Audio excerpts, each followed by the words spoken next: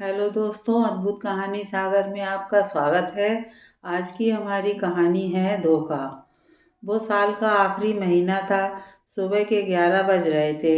नेहा अपने कमरे की साफ सफाई कर रही थी और सारे सामान को निकाल कर फिर से व्यवस्थित ढंग से रख रही थी।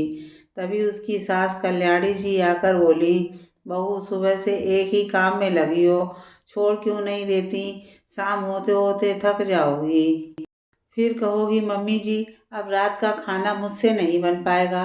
सर्दी का मौसम आ गया है, मैं भी ये सब नहीं करूँगी, पहले कह देती हूँ। नेहा मुस्कुराते हुए बोली, मम्मी जी आप चिंता मत कीजिए, मैंने रात के लिए एक सब्जी ज़्यादा बनाकर रख दी है। अभी माही स्कूल गई है, उसे आने में अभी बहुत वक्त है। तब तक सभी चीज़ों को ढंग से रख देती हूँ। साल बीत रहा है, दिन भी छोटे होने लगे हैं, वक्त ही नहीं मिलता। कई पुरानी चीज़ें जो इस्तेमाल में नहीं आती और अलमारी में जगह ले लेती हैं। आप कहिए तो आपकी अलमारी भी व्यवस्थित कर दूं। कल्याणी जी बोली, नहीं नहीं, मेरी चीज़ों को हाथ मत लगाना। ऐसे भी क्रिसमस की छुट्टियों में बबीता आने वाली है। हर साल की तरह वही मेरी चीज़ों को व्यवस्थित करती है, तो वो कर देगी। तुम अपना काम कर लो, इतना ही बहुत है, वरना बाद में सुनाती रहोगी मैंने आपका काम किया। इतना कहते हुए कल्याणी जी चली गई। वक्त बीता, बबीता अपने बच्चों को लेकर मायके आई। 2 दिन बाद बहुत अच्छी धूप खिली थी तो कल्याणी जी बोली, बबीता इस बार तुमने मेरी अलमारी नहीं सजाई और मैंने तो बहू को भी मना कर दिया। बबीता बोली, माँ आप क्या मेरे भरोसे बैठी रहती हैं? बीते साल भी मैंने ही आपका सब सामान ठीक किया था। ये घर, यह जायदाद आखिर आपकी बहू का होगा, तो ये काम मुझसे क्यों नहीं करवाती हैं?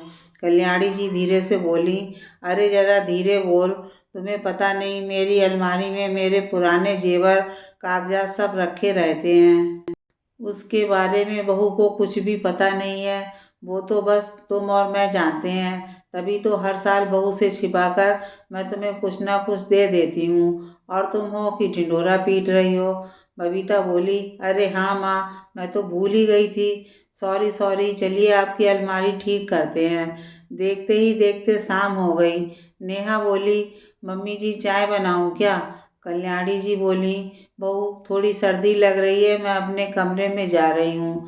बबीता मेरे सामान को ठीक कर देगी, तो अभी मेरे कमरे में मत आना। वहाँ सारा सामान बिखरा होगा, तुम थोड़ा आराम क्यों नहीं कर लेती? फिर रात की तैयारी कर लेना। इतना कहते हुए कल्याणी जी बेटी के साथ कमरे में चली गईं। ऐसा नहीं था कि नेहा इन बातों को समझती नहीं थी, पर उसके पति मानव हमेशा कहते थे, जब तक माँ खुद तुम्हें तुम्हारा अधिकार नहीं देती, तुम कभी जबरदस्ती मत करना। एक ना एक दिन उन्हें बेटी और बहू में अंतर पता चल जाएगा। ऐसे भी जो यादें तकलीफ दें उन्हें भूल जाना ही बेहतर है। करीब आधे घंटे बाद लैंडलाइन पर नेहा की बुआ सास का फोन आया। क्योंकि उन्हें मोबाइल पर कम सुनाई देता था, नेहा ने दरवाजे के बाहर से कहा, मम्मी जी बुआ जी का फोन है, वो आपको बुला रही हैं। कल्याणी जी बबीता से बोली, पहले तुम कपड़ों को ठीक कर दो, जेवर और कागज का अभी मत करना, जब मैं आऊँगी तब करना, वरना ऐसा ना हो कि बाद में मैं ढूंढती रह जाऊं। इतना कहकर वो बाहर चली गईं। नेहा रसोई में अपना काम कर रही थी। इधर बबीता माँ की अलमारी का लॉकर खोली तो उसमें एक लाल रंग की पोटली थी। जब उसे बबीता ने खोला तो वह आश्चर्यचकित रह गई। उस पोटली में एक चंद्रहार था। बबीता का दिल उस चंद्रहार पर आ गया। उसने धीरे से वो चंद्रहार उठाकर अपने बैग में डाल लिया।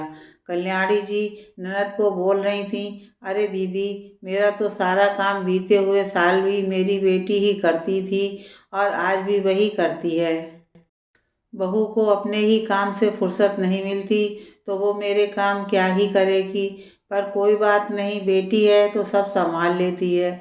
बुआ जी बोली, कल्याणी मेरी ननद थी बड़ी चालू, बनाकर मुझे भालू मेरे सास के सारे जेवर हड़प गई थी। अब क्या किया जाए? मेरी सास उस पर आंखें मूंद कर भरोसा करती थी, पर दे गई ना दगा। आज देखो, सेवा मैं कर रही हूँ पर बेचारी बेटी के दिए गए धोखे से आज भी निकल नहीं पाई हैं। तुम भी थोड़ा ध्यान रखना, दुनिया बड़ी खराब हो गई है। बेटे तो बेटे, बेटियां भी धोखा देने में कुछ कम नहीं है। मैं तो खुद भुक्तभोगी हूँ, इसलिए तुम्हें कह रही हूँ। कल्याणी जी बोली, अरे नहीं दीदी, हमारे घर की बेटियां ऐसी नहीं हैं। अब बताइए, आपकी बेटी ने कभी ऐसा किया? बुआ जी बोली, मैंने उसे ये अधिकार ही नहीं दिया। अरे सेवा बहू करेगी तो अधिकार बेटी को क्यों दूंगी? मैंने तो बहू को आते ही अपनी सारी चीज़ें सौंप दी। आखिर बेटी को भी तो उसके ससुराल में सब कुछ मिल गया, तो बहू को भी उसका अधिकार मिलना ही चाहिए। थोड़ी देर बाद दोनों की बातें खत्म हुई।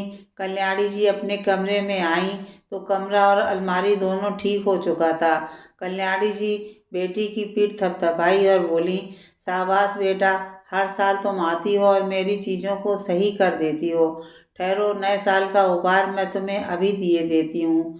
जैसे ही वो लॉकर खोलने लगी, बबीता घबरा गई। बबीता बोली, नहीं नहीं मम्मी, इस साल मुझे कोई उपहार नहीं चाहिए। बस जाते हुए साल में आप मुझे ढेर सारा आशीर्वाद दे दीजिए, ताकि अगले साल आपके दामाद को खूब तरक्की मिले और हम अपने अलग बंगले में शिफ्ट हो जाएं। कल्याणी जी बोली, हर साल तो तुम मुझसे कोई ना कोई जेवर लेती हो, फिर इस साल क्या हो गया? बबीता बोली, मम्मी आपके दिए हुए जेवर ही तो मैं पहनती हूँ, और आजकल इतनी चोरी चकारी होने लगी है कि वो भी नहीं पहनती, बस लॉकर में ही रखा रहता है। इस साल रहने दीजिए, वरना भाभी बोलेंगी कि सब कुछ बेटी को ही दे देती है।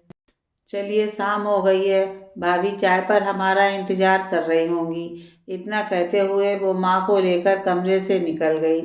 समय बीता, कुछ रोज बाद नया साल भी आ गया और बबीता जाने की तैयारी करने लगी। उस रोज बबीता ने नेहा से कहा, भाभी मेरे सारे कपड़े मम्मी की अलमारी में हैं, क्या आप मेरे बैग में डाल देंगी? कल्याणी जी धीरे से बोली, क्या कर रही हो? उसे मैं कभी अपनी अलमारी खोलने नहीं देती।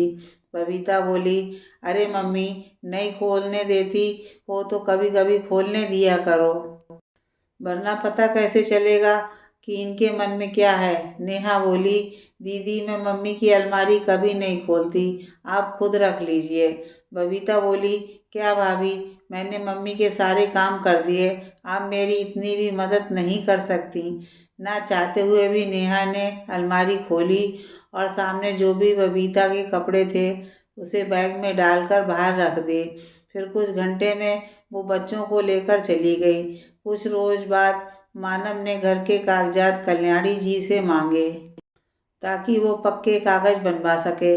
कल्याणी जी ने लॉकर खोला, उनकी नज़र लाल पोटली पर पड़ी। जैसे ही वो पोटली उठाई और खोली तो दंग रह गई।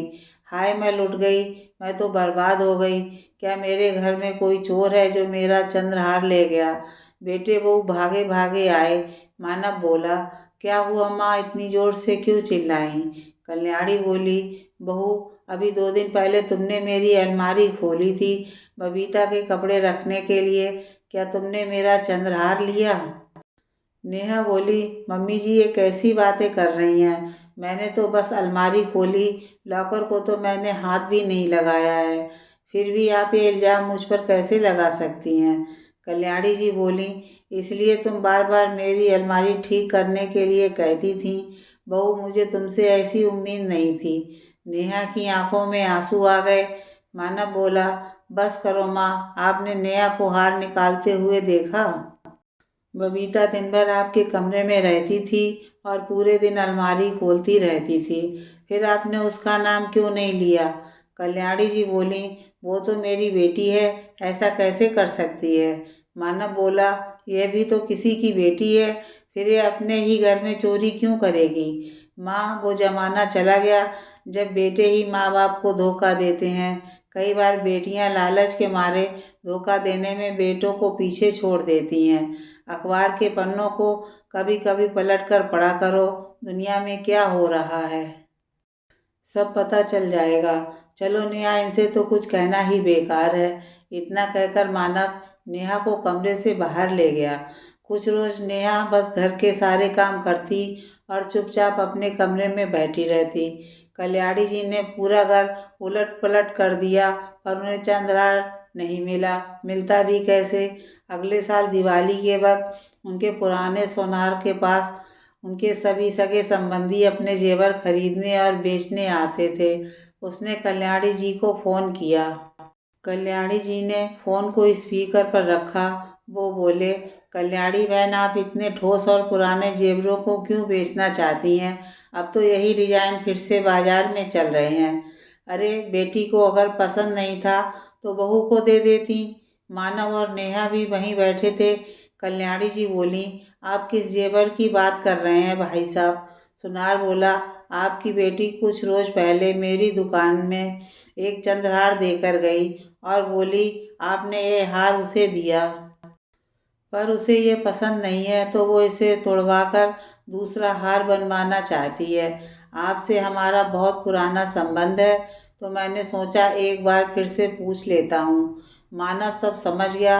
उसने सुनार से कहा, चाचा जी, आप उस हार को कुछ मत कीजिए, बस साफ करके हमारे घर भिजवा दीजिए।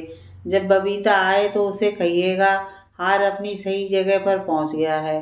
इतना कहकर उसने फोन रख दिया। कल्याणी जी की आंखें शर्म से झुक गई थीं। माना बोला, माँ देखा आपने, आपको हमेशा बहू से ज़्यादा बेटी पर भरोसा था।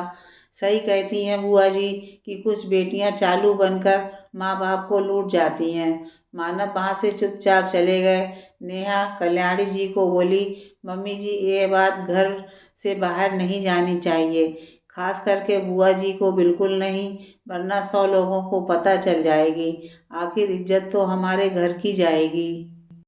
मैं आपको वचन देती हूँ इस बात की चर्चा इस घर में फिर नहीं होगी और आप भी बीती हुई बातों को भूल जाइए, क्योंकि जो यादें तकलीफ दें उन्हें भूलना ही बेहतर होता है। इतना कहकर नेहा चली गई। कुछ रोज बाद बबीता दुकान पर गई तो उसे सब समझ में आ गया। उसने माँ को फ़ोन किया, उनसे माफ़ी मांगी और बोली, मम्मी आप तो हर बार मुझे देती ही थी, इस बार मैंने अपने मन से ले लिया। माँ बोली, तुमने मुझे बेटे बहू के सामने मुंह दिखाने लायक नहीं छोड़ा। किस चीज़ की कमी थी जो तुमने अपने मायके में चोरी की? आज के बाद मैं तुम्हारा मुंह नहीं देखना चाहती। समझ लूंगी। सदा के लिए बेटी को विदा करके बहू ले आई। समय बीता। कल्याणी जी बेटी को बस त्योहारों पर ही बुलाती, कभी उन बातों को याद नहीं करती थी। बेटे बहू से अपने बर्ताव के लिए माफ़ी मांगी, क्योंकि उन्हें एहसास हो गया कि जिसका जो अधिकार होता है उसे मिलना ही चाहिए। बेटी का अधिकार उसके मायके में नहीं, उसके ससुराल पर होता है। यह बात जितनी जल्दी बेटी को समझा दिया जाए उतना ही उसके भविष्य के लिए अच्छा होता है।